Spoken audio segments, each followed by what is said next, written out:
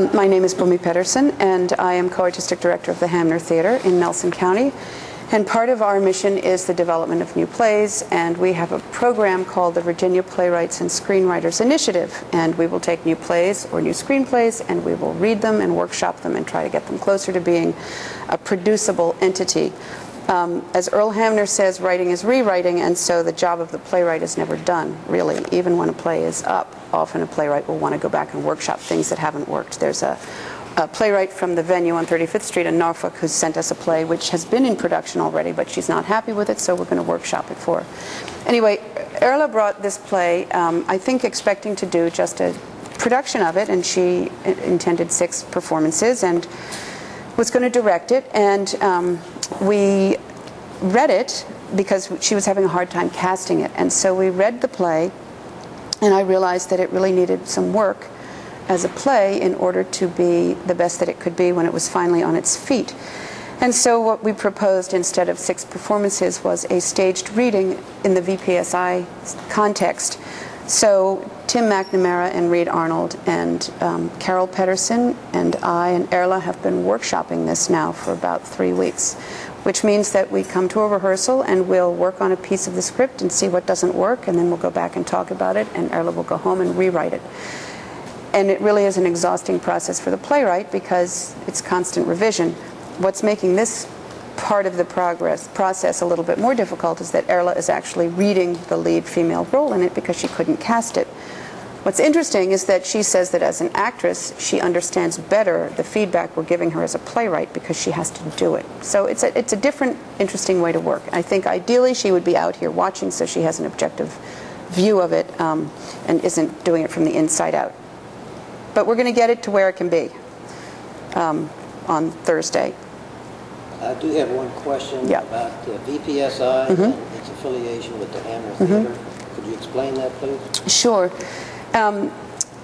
About the Hamner Theater was founded in 2005. Right before the Hamner Theater was founded, there was something called the Shenandoah International Playwrights Retreat that existed over in the Valley in Verona and the Stanton area. It went belly up because it lost funding. So we took that on and we retitled it the Virginia Playwrights Initiative, the VPI. And Bob Small, who was the person who ran it over there, actually came and worked with us for our 2 conferences. We had 2 conferences, 2005 and then again 2006. Then we ran out of funding, and then a year later we were able to do a modified version of it. But we've also made it a year-round event. So playwrights can send us scripts and we will work on them, not 9 playwrights at once over 3 weeks, but 1 play at a time over generally what winds up being 3 weekends. So we're actually really excited to be able to do this with Erle's play because it's a new play, and she's a Virginia playwright now because she's in Virginia, but she's really from Connecticut via Norway, right? Anyway, so the VPI and the VPSI is it's a gift to playwrights in a way because we give them a director and a dramaturg. And if you talk to Carol, Carol can tell you a lot about what a dramaturg does. Dramaturg is a role that is very misunderstood, I think, in modern theater. But the dramaturg really is there as the advocate for the playwright. So if the director says, I want to do this with the play, the dramaturg can go, excuse me, that's not really what the intention of the playwright is. And for a playwright to have an advocate like that is really invaluable. As part of the VPI, we also provide an ensemble of actors. So if a director or a playwright says, that scene isn't working, I want to improvise it and see if I can get something better, the actors can do that right there, and the playwright will get whatever they want. So it's a whole process that is all about developing the play.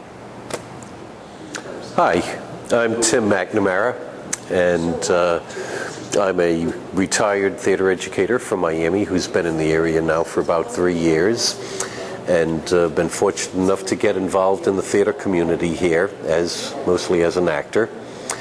And I was excited about getting involved in this project for a couple of reasons. First of all, it was an opportunity to work with Bumi and some others that I've been wanting to work with for a while.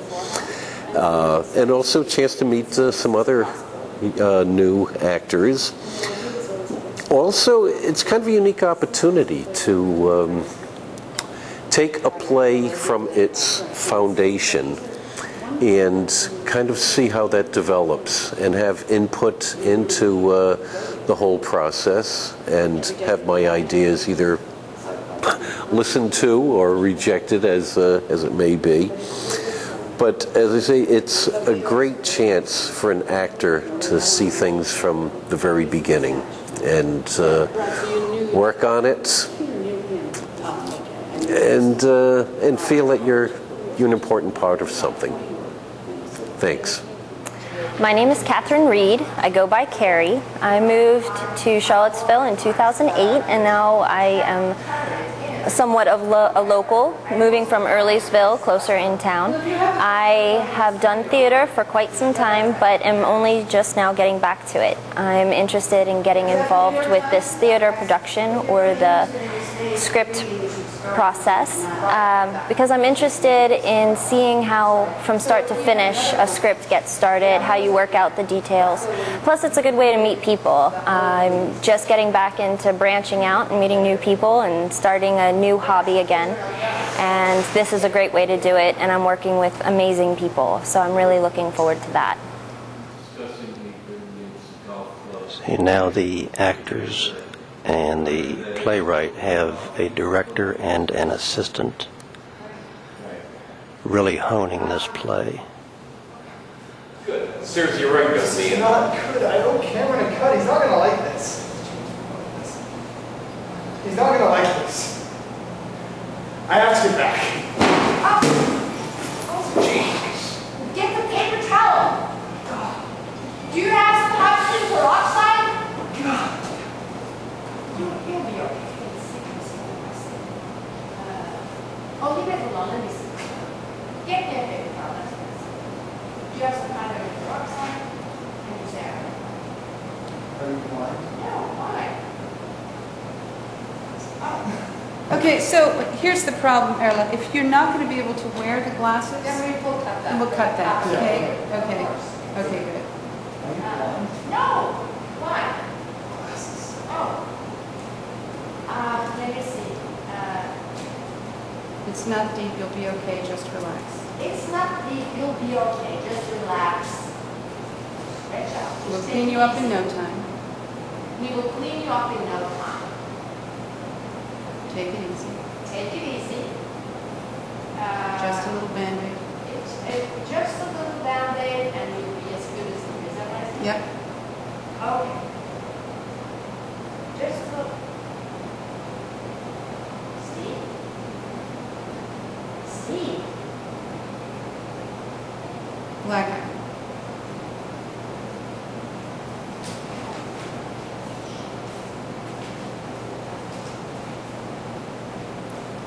So Harold, you better put your chair back up.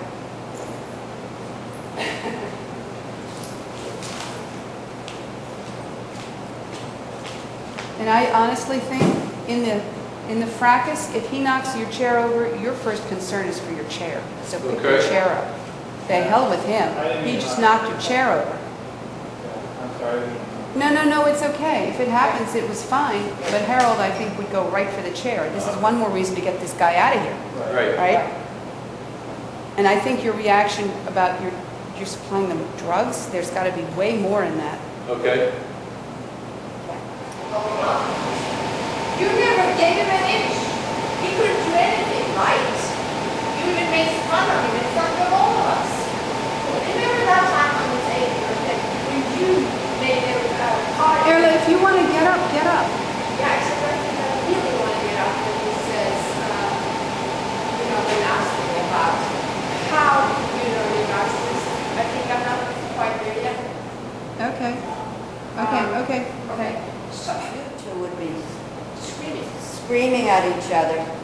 He's either dead or you're. I'm sorry, it just won't fly. You cannot do. Also, I don't think you would have this conversation with him in the room. It's also intimate and personal and everything else. It doesn't make any sense. Do you, and it also you look so not concerned with the fact that there is this kid. That's my opinion is that the argument starts. That's what I said yesterday. The argument starts when you start being American, and I wake up, and then we do this part, and then I call the government house and leave to the bathroom, and you guys resume the argument, and then I come back in and smell it out. I think that would at least fix the sleeping argument thing. What if we try to just say it with loud, high whispers? Because it's too long. Then it's pages of talking like this, pretending you're not waking him up. It doesn't. Absolutely. And besides, it's all such personal stuff. There is another person in the room. Yeah, but I don't think we necessarily would. I think that, sometimes when it's something which hits you so much, No, I understand what you're saying. I think I'm in the not beginning- buying that you are dealing with the fact that you have this kid passed out on the floor in the living room for now, what, almost 2 hours, you said? right. And I believe that an argument would start. Because it starts out of you looking at me on the roof. Like, I believe the argument would start, but it goes for too long before. Well, it's not an argument. I mean, this is what's. She looks at you sleeping on the floor and is reminded of Aaron, and so turns to Harold and says, "Do you ever hear from Aaron?" No. Right. And he says no. And then it escalates into an argument, but you have been totally lost, even though you were the reason for the whole thing. So that's, I just, it's a very awkward transition. And How about, I mean, at some point there, couldn't we say, just, do you ever think about Aaron? No. Blah, blah, blah. Vivian, can we talk about this later? And then, and that way we can talk about it later, but No, yeah, no, we can't it do will that. have been introduced. No, it's a possibility I could cut some of it, maybe. Well, let me just really think about, maybe I can think cut about some of it. please. Yeah. well, okay, but I think what seems to me to be important in the play right now is Aaron. The missing relationship yeah. with his son, Yeah. and that is something that is a hot button for Yeah, him, yeah. which is why he goes off the handle. I think that's Yeah. important. But the connection with him gets lost because of all of this argument right over him. Do you know what I mean? Yeah. So, I mean, part Is of there me... any way you could, when he passes out, get him out of the room into a bedroom? And then you could do all this. I mean, part of this is also the comedy a little bit, but it may not be funny. too long. Yeah, no, it's... but Erle, this goes to the genre of play you're writing. If it's a television sitcom, it doesn't matter. Leave him there, blah, blah, blah. There's nothing real about it. We can have canned laughter. There is nothing real about it. And if that's what you want, then that's what we should do. But that's not a play. That's a television series. No, I understand. So if what we're writing is a play, what you're writing is a play, and what we're trying to work on is a play, it's not even black humor. I mean, there are elements of black humor Yeah. that are possible, but the kind of comedy you're talking about is sitcom comedy, situational comedy. But this is, what they're talking about is actually serious. And if you expect the audience to really To go with it, yeah. feel that Yeah, there's yeah. anything that they need to connect with in these characters, you have to do it in a way that allows the audience to see that it's a real situation as opposed to a comic setup. So, in fact, I mean, this whole argument could be held with him off stage, and he could stumble down the hallway having been woken up by the racket and still do all of his lines. Right? Because he will have been woken up down the hall from That's the what I racket. was suggesting, get him out of the room, and then you can... And have a line about, I put him in my bedroom, or I put him in the guest room. Yeah, or whatever. Well, the thing is How that- did we get into Well, the that's bedroom? exactly right. Yeah. Because we can't carry No, this. you're old people. So how is he doing? How is he doing? then Whatever. he says- I think he has a concussion. Oh, no, he Yeah, wasn't. And you could still say, what do you think, he's about 18? Right? And then- Doesn't he remind you of Aaron? I mean, He looks, you can even say he looks like Aaron. he looks like Aaron or something. Like Aaron. Don't you think he looks Yeah, like or I can Aaron? say he reminds me of Aaron. I mean, but I just think that then you have him off stage. You gotta get him off stage. And then you can have this argument, which Right. wakes him up conceivably from a distance. Much better. And he still comes in with, "Hey, why am I still here?" Right. And you're disturbing the chi. I mean, you Right. can still have all that. Right. But we're not sitting there going, "Is he dead or how is he not hearing And that?" then you worry about him instead of what he listening That's to what right, they're saying. that's right. Yeah, I understand. And then I just don't believe any of it. And actually, having Tim emerge from the bedroom with the baseball bat is very funny. It's funny, yeah. It's funnier than just the rest of the Right. Yeah. All right, so I'm sorry. So, okay. So he falls down. Mm-hmm. We get him up somehow, and he said, oh, what is it? I said, no, there's nothing. Let's just go to the bathroom and wash it out. I mean, you could also, Harold could say something, he's bleeding all over my rug. Right. You know, something to make No, it... and I can just say, to make get it- us a paper towel. I can just be annoyed with him. Get us a paper towel. Let's take him to the bathroom and clean him up. Right. And then we go out And then a blackout. and black out. Then the next scene is you come in from the door with your bag of donuts. Right. Harold, Vivian, he's got the baseball bat. What are you doing with the bat? You know, whatever. And then I'll say, is he still out? Yeah. And but so we need to tell don't we need to sort of somehow tell that he fell asleep to the audience? But you have it, don't you? Is it still out? Is he still out? He's asleep. Yeah, except, why did did we knock him out in the bathroom? What happened to him? Because we're walking you out. Well, first of all, we see he's hit his head. Right. So the next following conversation is he must have a concussion, which Right. would be a natural, that would have consequence of whacking your head really hard. Right. And then I say, no, it was just a scratch. He was just so tired. That's why he fell asleep. That's right. Okay, that's what I'll say. And then we can sit down, we can have our donuts. Yeah. Have your donuts and your argument and wake him up. Yeah, hold on, let me just write this down. And I'm sorry, I have to pick up my kids. Yeah, just go. Yeah. So tomorrow, let's just meet at 11. Yeah. Okay? I'll be here. You'll be here at 11 Yeah, and we'll just continue this. Just continue this. I will rewrite it Let and me I'll tell- get everybody. and let me tell Carrie, and I can meet you earlier to do copies if you want. Yeah, because you think it's too heavy. Yeah, it's just too okay. heavy. Just like a little. Can I ask you a question? And Yeah, my can- tone will be like, "Oh, this is going to Yeah. be important," and you'll say, "Okay," something Yeah. like that. Pen? I have one right here. Okay.